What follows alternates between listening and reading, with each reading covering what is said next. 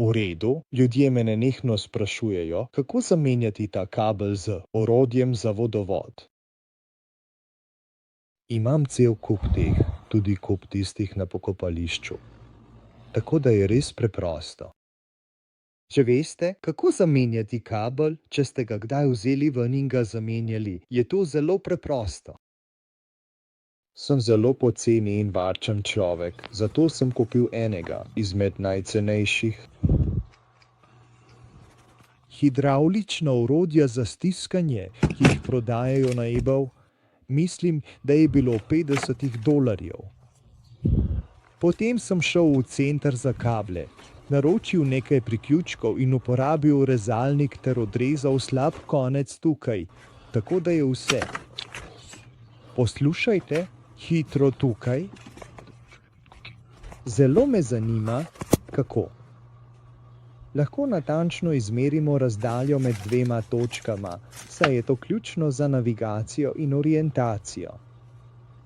Uporabljamo različne metode, kot so GPS in merilni trakovi, da dosežemo natančne rezultate.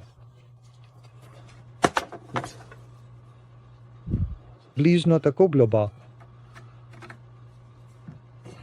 Torej je v bistvu pravzaprav v resnici povsem notri. Vzemite hidravlični stiskalnik. Potisnite zadevo noter.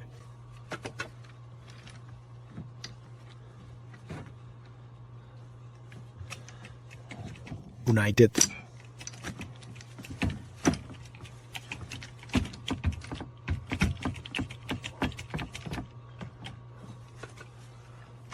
Zdaj hočem to narediti na enem koncu ali drugem. Želim, da je centrirano. To je težko narediti pred kamero.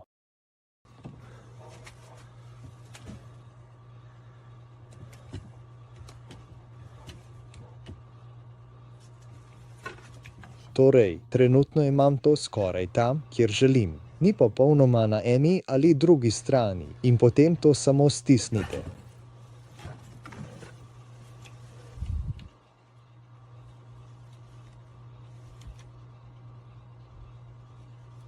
Tesno je. Odpri se.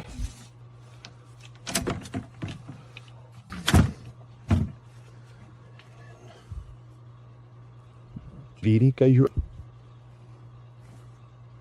To ne gre nikamor. Še en kul pripomoček, trik. Ni pravzaprav pripomoček.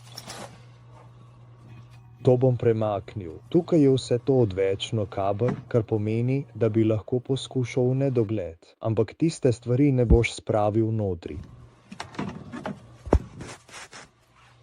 Moje smeti, ki jih skrbno zbiram in ločujem, so zame zelo pomembne. Drži do konca pomeni, da se trudim, da jih vedno pravilno odložim in poskrbim, da ne onesnažujejo okolje. To vključuje ločevanje papirja, plastike, stekla in organskih odpadkov. Pomembno je, da vsak od nas prispeva k čistejšemu planetu, saj le tako lahko zagotovimo boljšo prihodnost za naslednje generacije. Drži do konca je moj način, da pokažem odgovornost do narave in skupnosti. S tem, ko skrbim za pravilno ravnanje z odpadki, prispevam k trajnostnemu razvoju in ohranjanju naravnih virov. Zato vedno pazim, da moje smeti končajo na pravem mestu, kjer lahko postanejo del reciklažnega procesa in se ponovno uporabijo.